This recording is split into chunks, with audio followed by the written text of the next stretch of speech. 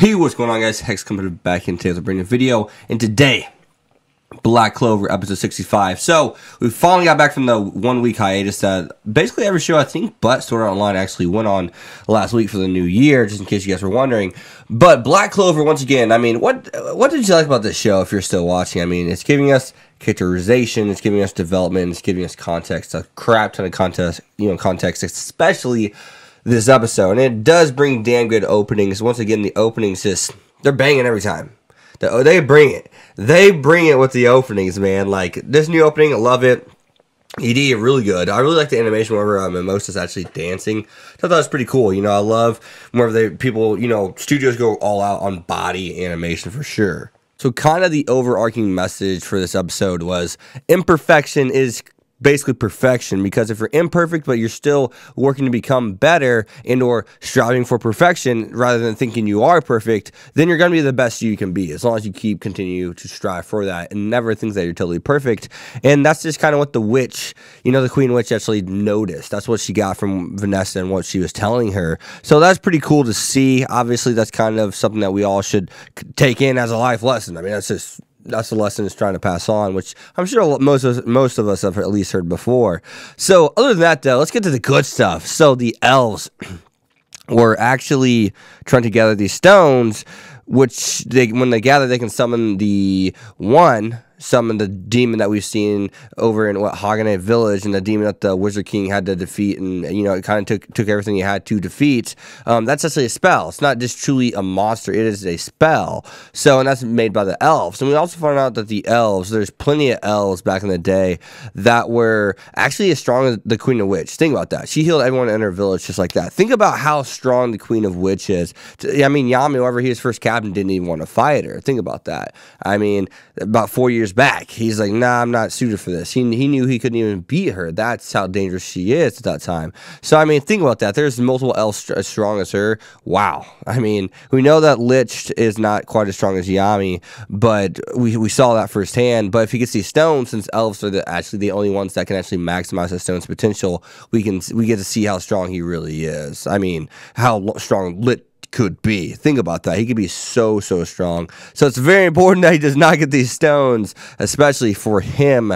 I mean, that's pretty nuts. And we don't even know if everyone, we know the third eye of the Midnight Sun. Those people that have three eyes are, one, being controlled by, Forbidden Spell now. So we know that they're there against their will, and all the stuff that Lit's saying. He may be a little cuckoo, or he's just saying that to keep the spell intact. Not really sure. I think he's just kind of a little bit nutty. But other than that, though, as well, we got to think about, what about all his henchmen? Are those elves? I mean, if they are elves, there could be a couple really strong ones, within them. I mean, at the same time, though, if they're not elves, I want you to know how Lit became the last surviving elf. What happened? How did you survive? What makes you so special? Give us some context. Give us some circumstances that make up his situation. I can't wait to get that, because he is an interesting character. The more we find out about his life without him directly telling us, it's pretty cool. It's really mysterious, and I kind of like that element to the show.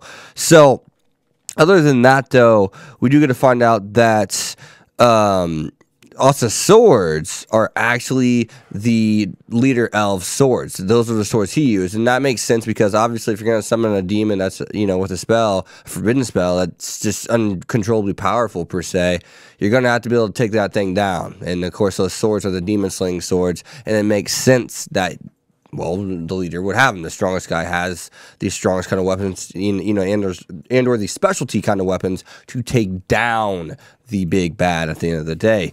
So, other than that, though, I keep saying so, I understand, but so, no. But, Black Clover I like where it's heading. I like its ED. I like its opening. I think that the opening in ED just shows that there's new characters incoming. That one red-haired guy, he seemed like he's a bad guy, but in the ED, we see him walking with Asta, Yuna, and him, I believe. Or no, we get to see Asta, Yuno, and Mimosa walking together. Then we get to see that same red-haired guy that looks like a total antagonist, total villain, walking with Asta and them as well, it seems. So it makes me wonder, is he actually bad, or is he part of the Clover Kingdom? I mean, we get to see him walking with some of the protagonists of the series, so it does make you wonder. I like his character design, though, for sure. Really like his character design. And yeah, I mean, yeah, I just can't wait to see where the next arc's going. I'm kind of in a mode to where I don't want to stop and do filler. I just really want to just keep the show going. It's on a roll, a really, really, really, really nice roll, actually, to be honest. And I want to see where that next roll is going to take us, per se. So, yeah, other than that, not too much to talk about, but very important stuff to talk about. Actually, there was kind of a bit to talk about, but I just can't expand on it to make a longer video, really. But it makes you wonder who Nero is as well. I did forget to mention that the Queen Witch saw the bird and was like, this bird, could it be? And it makes me wonder what the hell that bird is. And if the bird is so important, why didn't she mention something to Austin and right then and there? I wish they did. And that is my dog you guys are hearing. He's going crazy. But at the same time, I like the ending with Vanessa and her, and the whole moment with the Queen of Witch, the Queen of Witch remembering who she is and whatnot. That was cool. I really did enjoy that. And the music at the very end, wherever she's actually having fire and eating with everyone, is pretty cool as well. So, as always, guys, you guys have been Hex. Be sure to leave a like, comment, subscribe, follow on Twitter, X25. I will see you guys next time. Peace. Thanks for watching, guys.